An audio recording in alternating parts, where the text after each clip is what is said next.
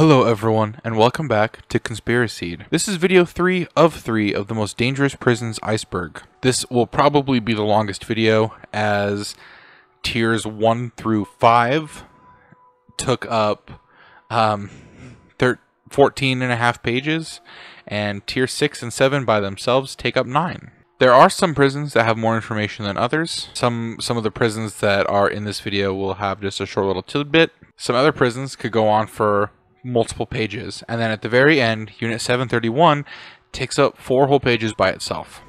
So that's why it's on tier 7 by itself. With that being said, let's get started on the last video of the prisons Iceberg.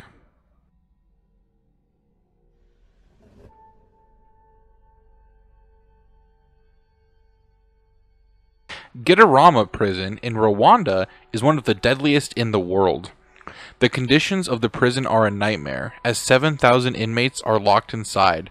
However, the maximum capacity of the jail is 400. The prisoners spend most of their time standing due to the space shortage. The worst part of the prison is that the inmates frequently fight to the death and eat the corpses of the killed prisoners to stay alive. On top of this, it's said that 7 to 8 prisoners a day die in the jail due to poor conditions. The prisoners are barefoot and suffer from gangrene. Many human rights organizations have protested the conditions of the prison, but have not made any headway. These numbers were pre-COVID, however, and could have skyrocketed again due to the cramped conditions.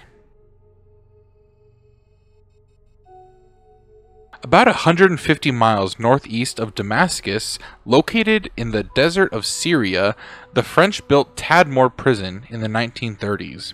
Between 1971 and 2000, thousands of political dissidents were humiliated, tortured, and executed at Tadmor. One of the prisoners that had been kept there said the following: "It's utterly unfair to call it a prison. In a prison you have basic rights, but in Tadmor you have nothing.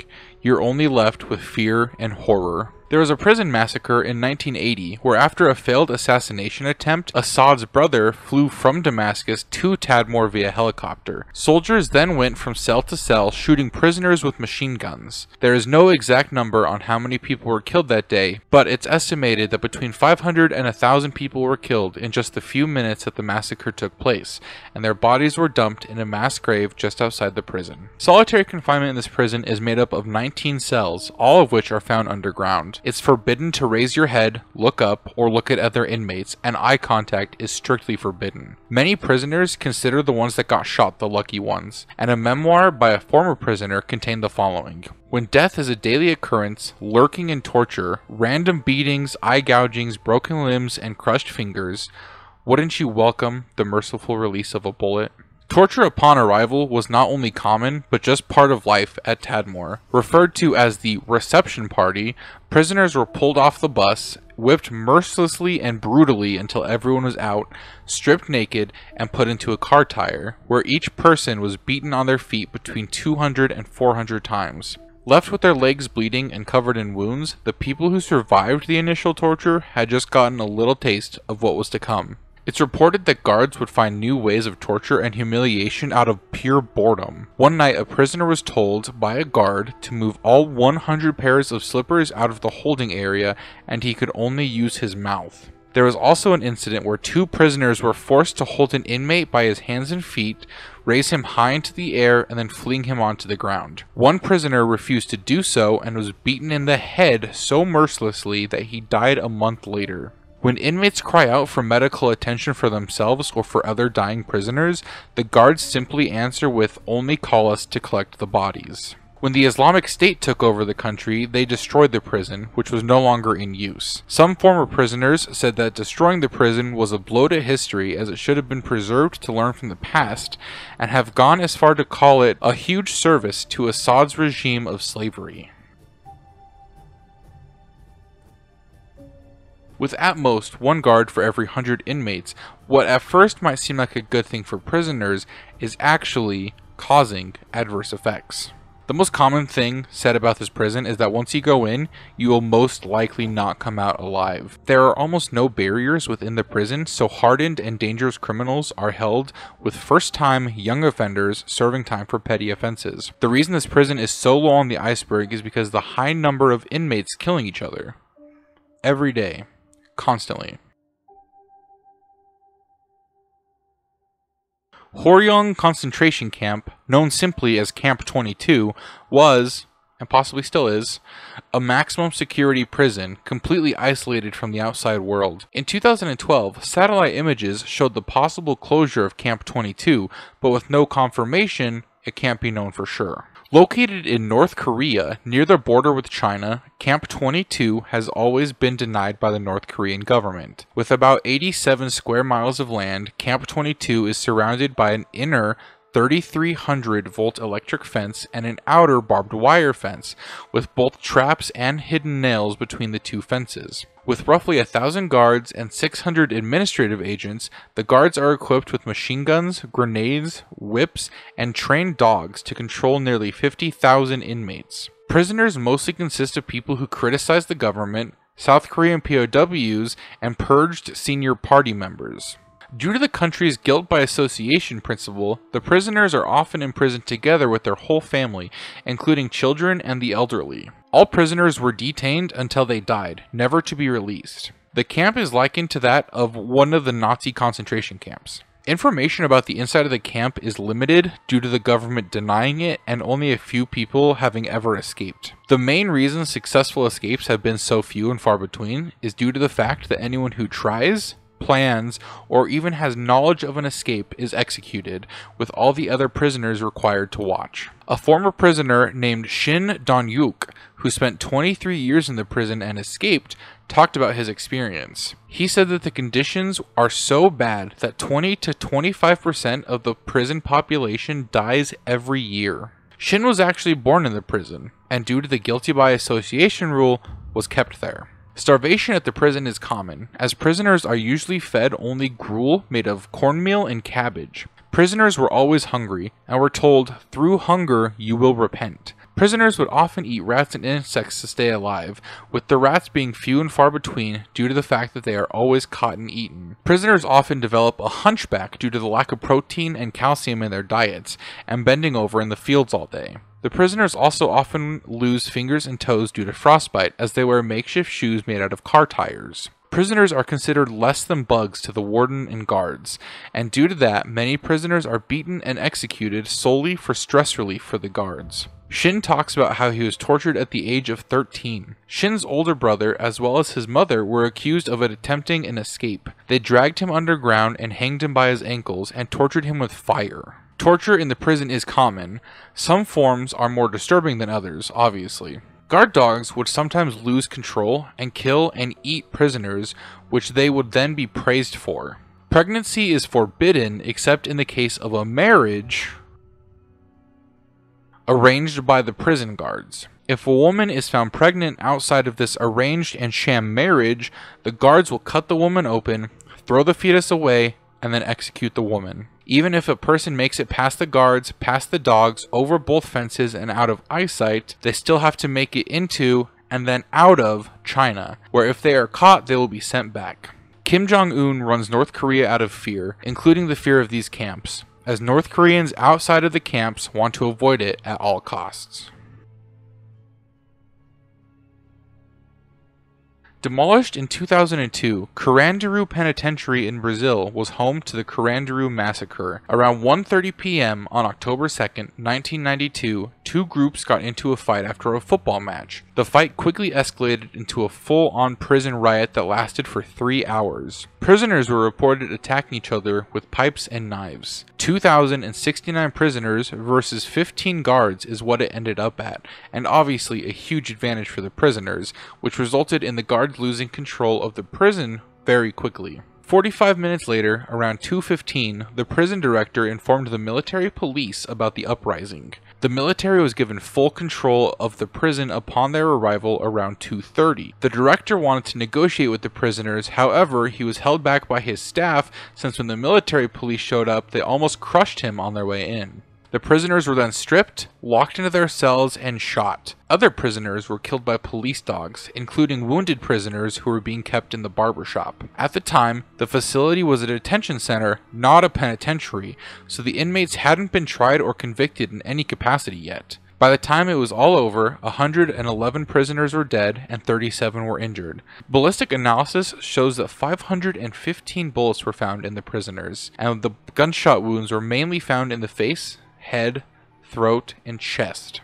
The hands among the dead were found in front of their face or behind their heads, suggesting defensive positions. No policemen were injured.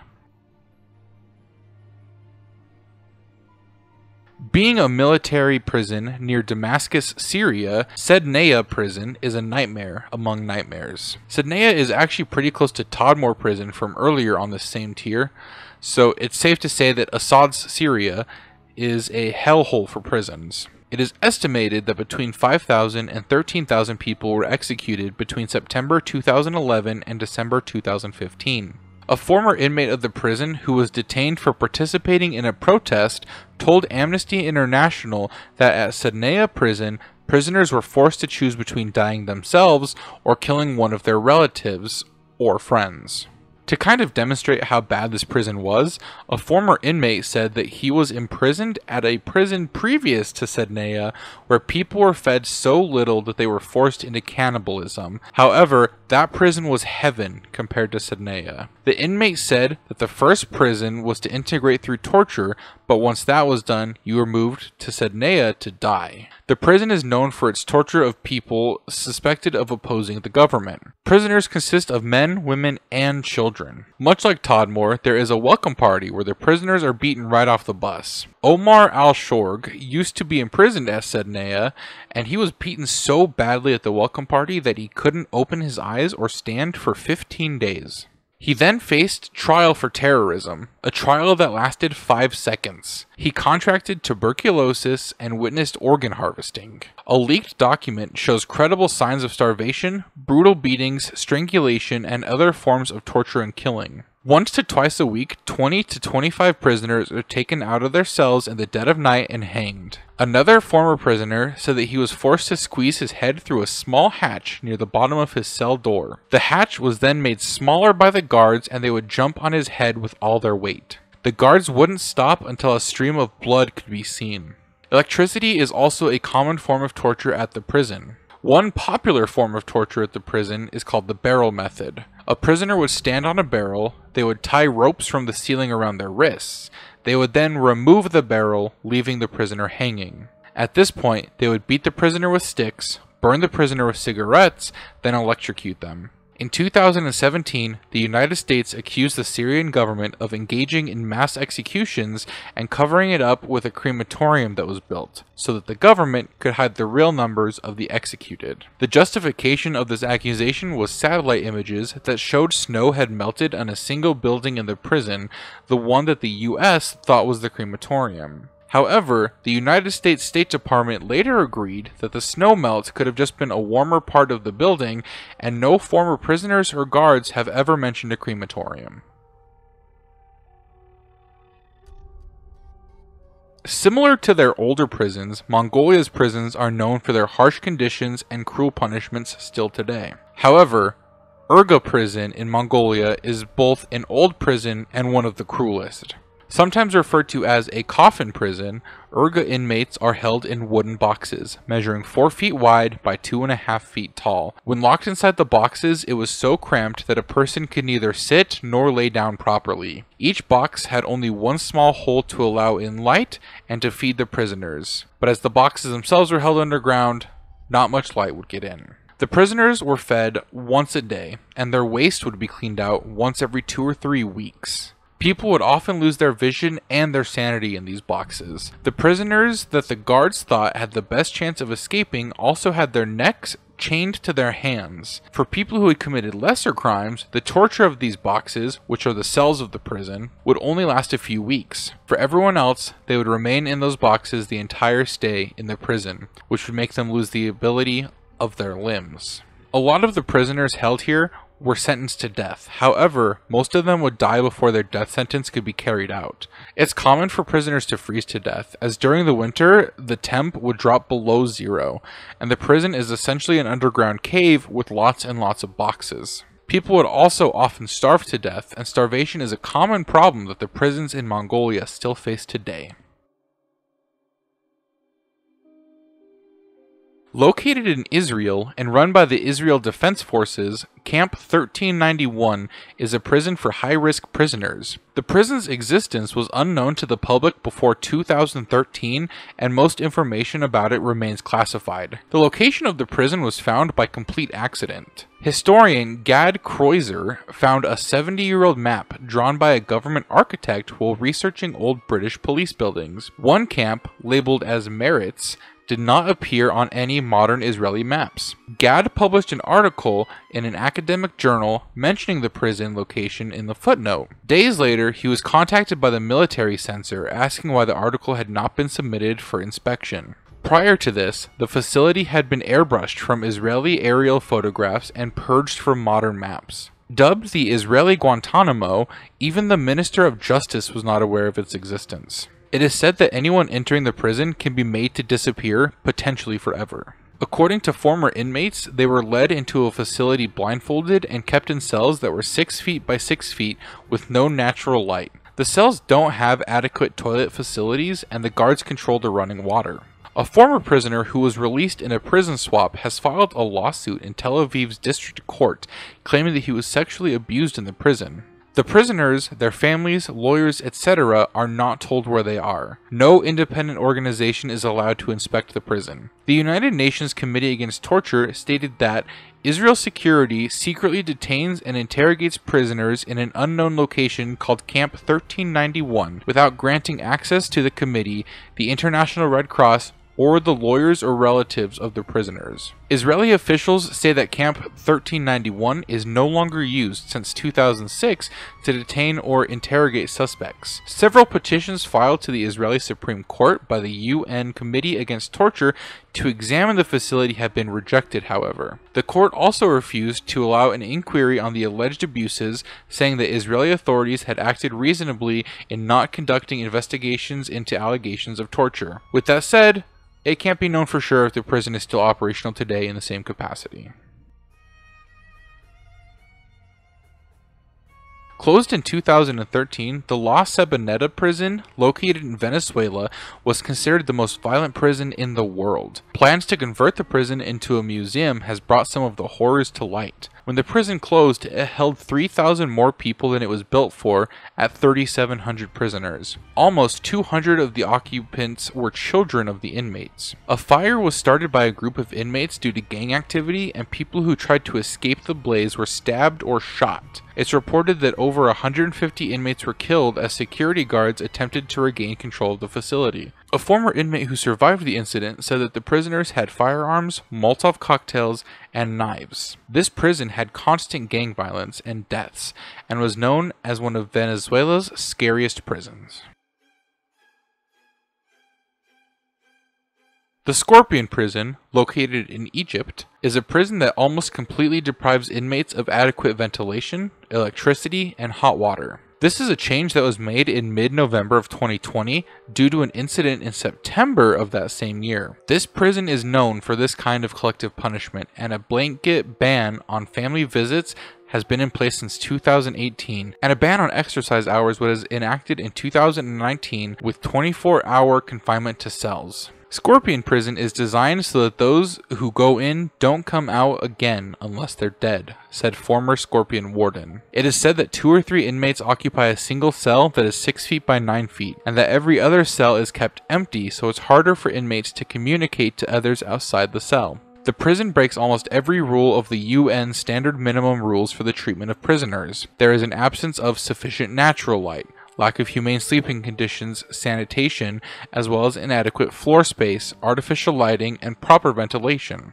In 2017, the Egyptian court system accepted a case brought by Scorpion inmates' families seeking to have the prison shut down. However, a decision was never reached as the lawyer who filed the case stopped working on it due to security threats.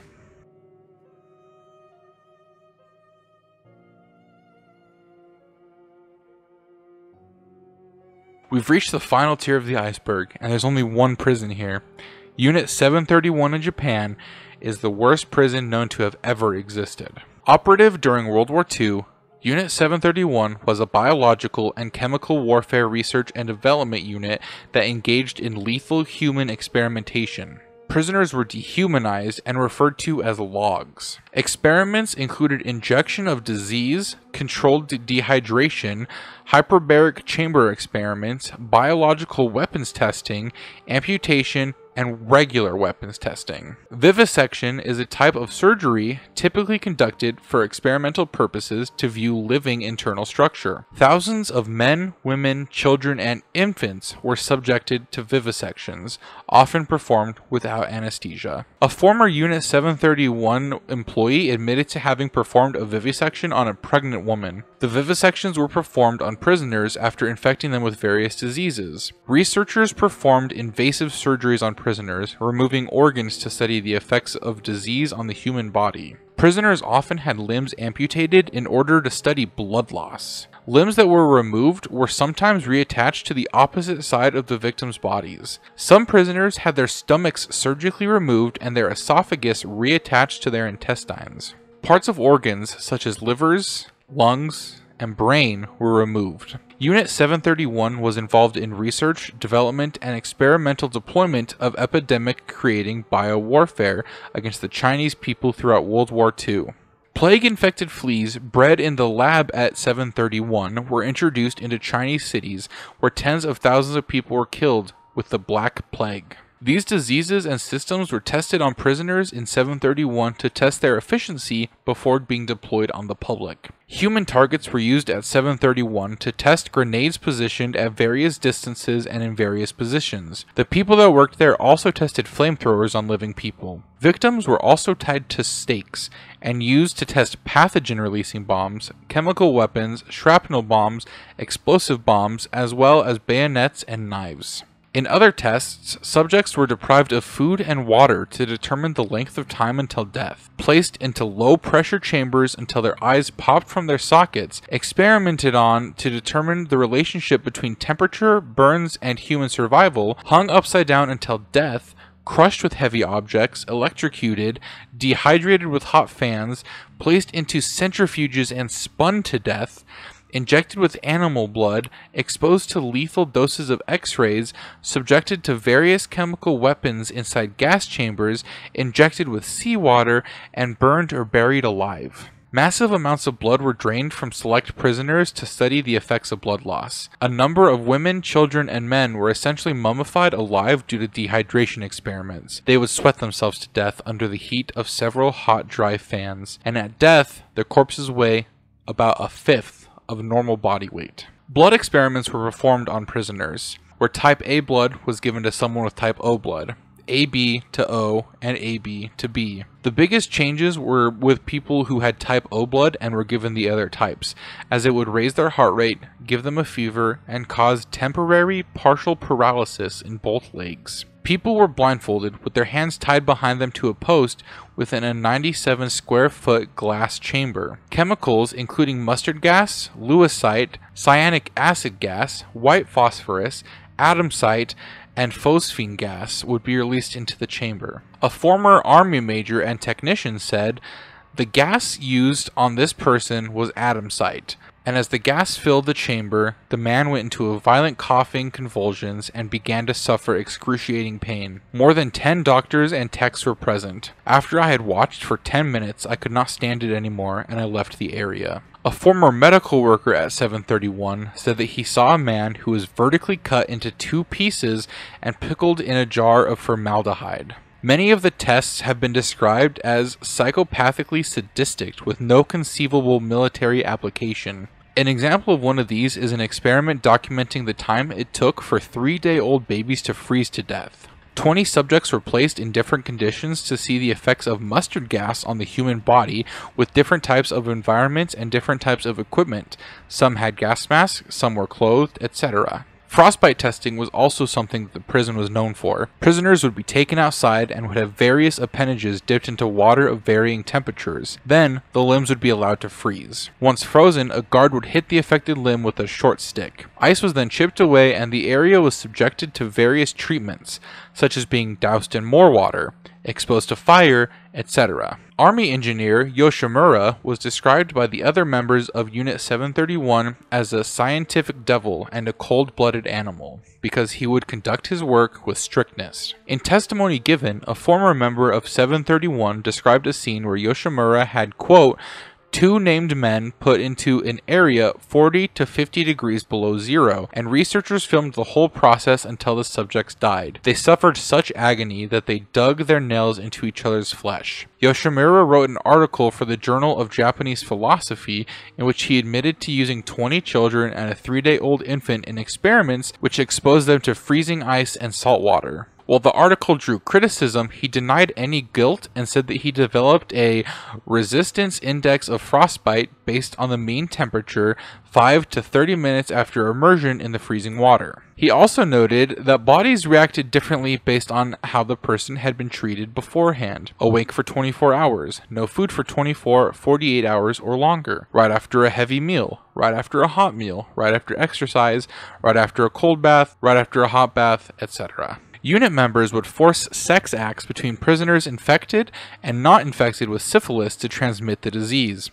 Infection of venereal disease by injection was abandoned, and the researchers would force a male and a female, one infected and one not, to have sexual relations. It was also made clear that anyone resisting would be shot. After people were infected with the disease, they would be vivisected at different stages of the infection so that internal and external organs could be observed as the disease progressed. Female prisoners were forced to become pregnant for use in experiments. The stated reason for the torture was possible vertical transmission of diseases from the mother to the child. Fetal survival and damage to the mother's reproductive organs were objects of interest and study. Though a large number of babies were born in captivity, there are no accounts of any survivors of Unit 731. It is suspected that the children of female prisoners were killed after birth or aborted. One former unit member gave the following testimony of sex crimes at the prison. Quote, one of the former researchers I located told me that one day he had a human experiment scheduled, but he had time to kill before then. So, he and another unit member took the keys to the cell and opened a cell door that housed a Chinese woman. The unit members forced themselves upon her before they locked the door and left, where they went on with their experimental research. In 2002, China accused Japan of killing over 580,000 people with their experiments inside and outside of Unit 731. The majority of victims at Unit 731 were Chinese. However, there were also Russians, Mongolians, Koreans, Europeans, Americans, Indians, Australians, and New Zealander prisoners of war. Not a single prisoner who entered Unit 731 left the prison alive. Prisoners would be dropped off at Unit 731 at night in a car painted black with a ventilation hole but no windows. Once a prisoner was cleared as healthy and fit for experimentation, prisoners lost their name and were given a 3-digit number, which they retained until their death. Once a prisoner died, the clerk of the prison would strike their number from an index card and take the chains and locks to be put on new arrivals to the prison. Prisoners were experimented on as long as they were deemed healthy enough. The average life expectancy of a prisoner at Unit 731 was 2 months. A former member of the unit said the following about his first vivisection conducted at the unit. He didn't struggle when they led him into the room and tied him down, but when I picked up the scalpel, that's when he began screaming. I cut him open from the chest to the stomach, and he screamed terribly, and his face was all twisted in agony. He made an unimaginable sound. He was screaming so horribly, but then finally he stopped. This was all in a day's work for the surgeons, but it really left an impression on me because it was my first time. Other sources suggest that it was the usual practice in the unit for the surgeons to stuff a rag into the mouth of prisoners before commencing vivisection in order to stifle any screaming. Unit 731 was divided into 8 divisions. Division 1 was research on the Black Plague, cholera, anthrax, typhoid, and tuberculosis using live human subjects. Division 2 was research for biological weapons. 3 was the production of shells containing biological agents. 4 was the bacteria mass production and storage area. 5 was used for personnel training, and Divisions 6 through 8 were the equipment, medical, and administrative units respectively. The prison sat on 2.3 square miles and had over 150 buildings that are designed in such a way that it makes them hard to destroy via bombing. Once the Japanese surrendered at the end of World War II, the prison was closed. With the Red Army on their doorstep in August of 1945, they destroyed all evidence within the unit, ordered by Tokyo. Over 900 people were executed during the destruction of evidence, and the workers were told to disappear and to take the secret to their grave. They were also given potassium cyanide in case they were captured. Skeleton crews tried to blow up the compound in the final days of the war, but due to their design mentioned earlier, they were sturdy enough for many of them to remain intact. That's it. That's the end of the iceberg. I hope you can see why Unit 731 has a place by itself on the list, as there are really no other prisons like it in terms of horror. What the people who ran and worked at the prison did to other people is unforgivable, and I sincerely hope that they rot forever. Rest the souls of the people who died in 731. I hope you enjoyed the series, and I hope you enjoyed the videos in between. This is my first attempt at any sort of content like this. When I first started making this iceberg, I was going to make it one video, but after I got to tier 4 and I was like, I can't, this is too long for one video. I gotta split it up into 3, and I think that was a good idea. I want to thank everyone for being on this journey with me, and I hope you've learned something from these videos. Feel free to subscribe if you haven't, and if you liked the video, give it a thumbs up and share it with your friends. I truly do appreciate each and every one of you for watching. And before I wrap this video, I do want to say that you can expect more from me in the future. I have a whole ton of videos in the pipeline. If you'd like to suggest any, leave them in the comments down below. I'd also like to give a huge shout out to my girlfriend. She's the one that had the confidence to push me to finally do this. I've been talking and thinking about making this sort of content for years now, and she gave me the little push that I needed, so I appreciate it. She also drew this.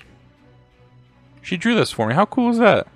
Again, thank you all for watching. I truly do appreciate you, and I'll catch you guys in the next one.